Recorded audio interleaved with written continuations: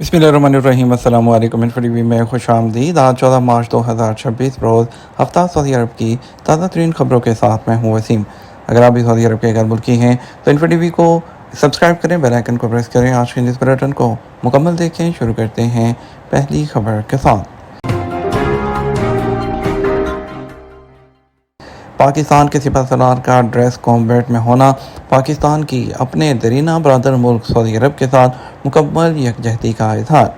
Field marshal Syed Asim Munir की जंगी लिबास में सऊदी वली अहद से अहम मुलाकात को गैर मामूली अहमियत का करार दिया जा रहा है। गुज़श्ता दिन वज़ीर आज़म पाकिस्तान और field marshal Syed Asim Munir, chief of army staff और चीफ ऑफ डिफेंस फोर्सेस की सऊदी वली अहद मोहम्मद बिन सलमान से अहम मुलाकात के हवाले से मीडिया में जारी की गई तस्वीर में फील्ड मार्शल सैयद आसिम मुनीर को फ़ौज पाकिस्तान के कॉम्बैट ड्रेस में देखा गया, जो इंतहाई गैर मामूली अहमियत का हामिल है।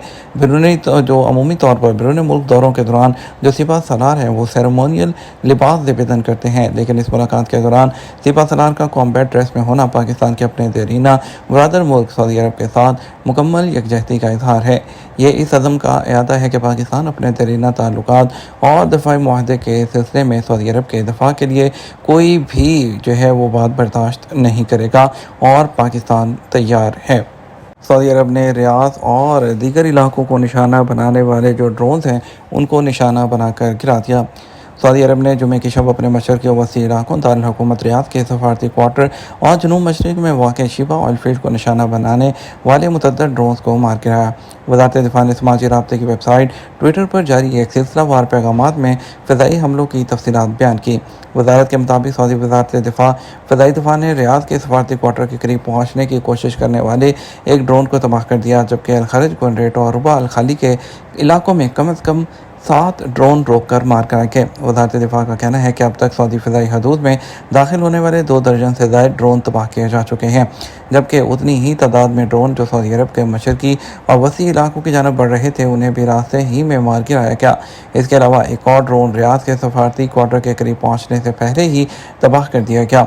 इसराइल और अमरीका की जानब से 28 फरवरी को ईरान के खिलाफ जंग शुरू किए जाने के बाद से सऊदी अरब और दीगर खलीजी मुल्कों को ईरानी मिसाइल और ड्रोन हमलों की मुतअद्दिद लहरों का सामना है। इन हमलों में प्रिंस सुल्तान एयरबेस, रियाद में अमरीकी सफारत खाना, तेल के ज़खायर और तवानाई के बुनियादी ढांचे को निशाना बनाया गया। सऊदी वज़ीर दिफ़ा शहज़ादा खालिद बिन सलमान ने अपने तुर्की हम मनसब के साथ टेलीफोनिक गुफ्तगू में उन हमलों की शदीद मज़म्मत की थी।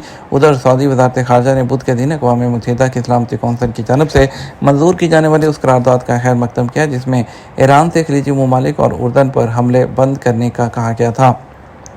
मशरक़ी रीजन में भी 6 ड्रोन हमलों को नाकाम बनाया गया। सऊदी वज़ारत दिफ़ा के तर्जुमान का कहना है कि मशरक़ी रीजन की तरफ आने वाले 6 ड्रोन्स को तबाह किया गया। सऊदी खबर एजेंसी एसपी के मुताबिक वज़ारत दिफ़ा के तर्जुमान मेजर जनरल तुर्की अलमानकी की जानब से जुमा के दिन जो है बयान में कहा गया कि मशरक़ी रीजन में फ़िज़ाई दिफ़ाई सिस्टम ने कामयाब कार्रवाई करते हुए 6 ड्रोन्स को फ़िज़ा में ही तबाह कर दिया। सऊदी वली अहद और फ्रांसीसी सदर का टेलीफोनिक रब्ता खित्ते में बढ़ती कशीदगी पर तबादला ख्याल। सऊदी वली अहद शहज़ादा मोहम्मद बिन सलमान ने जुमा के दिन जो फ्रांस के सदर इमानुएल मैक्रों से फ़ोन पर बातचीत की, जिसके दौरान दोनों रहनुमाओं ने खित्ते में जारी फ़ौजी कशीदगी और उसकी आलमी सलामती पर मुमकिन असरात पर तबादला ख्याल किया।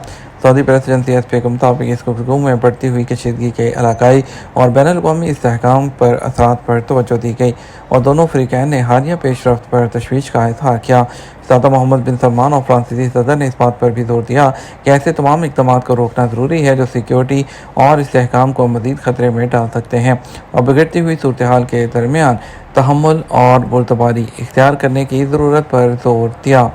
सऊदी अरब की जानब से गज़ा के कैंप्स में हज़ारों अफराद के लिए इफ्तार का अहतमाम। सऊदी इमदादी agency Shah Salman humanitarian and relief centre की जानब से गज़ा की पट्टी में बेघर फैमिलीज़ के लिए सेंट्रल किचन के ज़रिए 24,000 खानों के पैकेट्स तकसीम किए गए।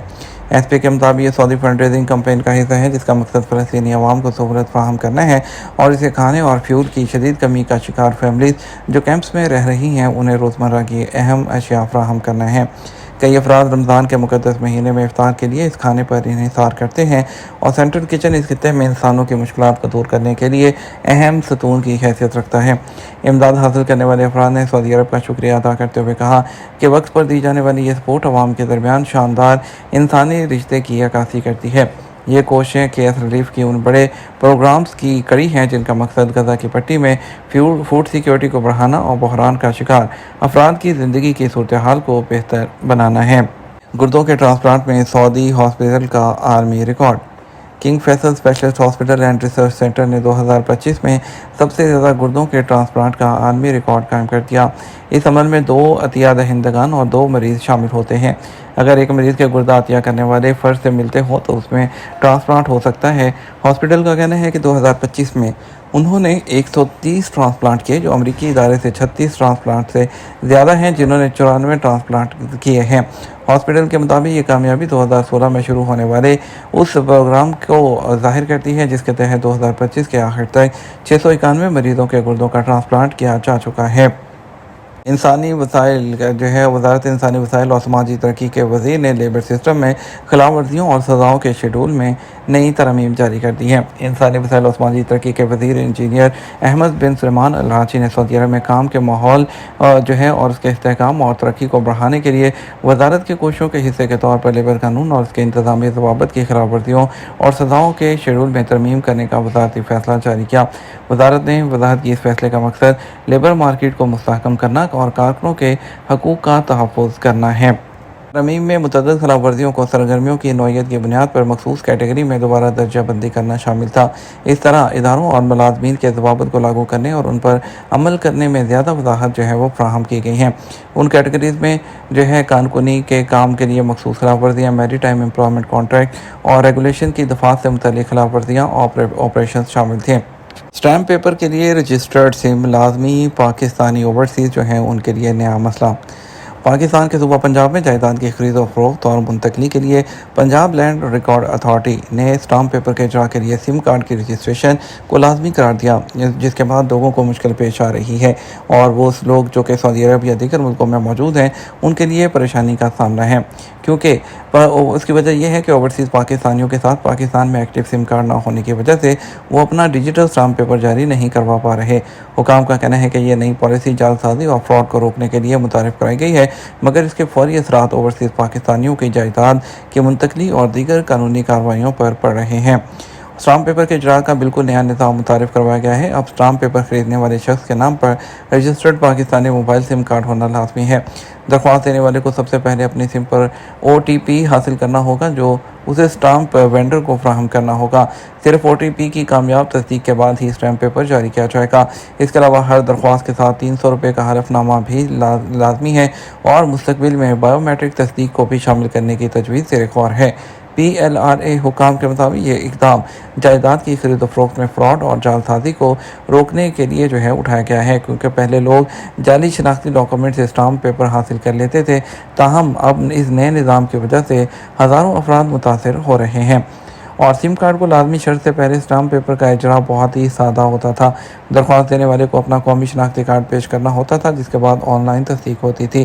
اس کے بعد چالان فارم نمبر 32A تیار کیا جاتا، جو درخواست دینے والے اور اسٹامپ وینڈر کی طرف سے دستخط کیا جاتا۔ اس عمل میں موبائل نمبر کی رجسٹریشن تو درکار ہوتی تھی، مگر OTP کی تصدیق لازمی نہیں تھی۔ درخواست دینے والا اسٹامپ وینڈر کے پاس جا کر CNIC کی بنیاد پر یہ اسٹامپ پیپر حاصل کر لیتا تھا۔ اس میں تاخیر یا پیچیدگی کم ہوتی تھی۔ یہ نظام 2025 کے اندر چلتا رہا، جبکہ 2 ستمبر 2025 میں ابتدائی طور پر موبائل رجسٹریشن لازمی قرار دی گئی۔ پھر اس کے بعد اکتوبر میں سم کارڈ پر OTP کی پابندی عائد کر دی گئی۔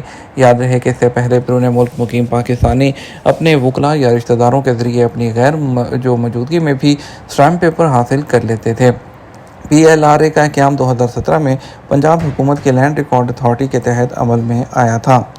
یہ تمام اب تک کا نیوز بلیٹن۔ آپ مزید اور اہم خبروں کے لیے ہمارا شام 6 بجے کا نیوز بلیٹن دیکھ سکتے ہیں۔ اس کے ساتھ ہم آپ سے اجازت چاہیں گے۔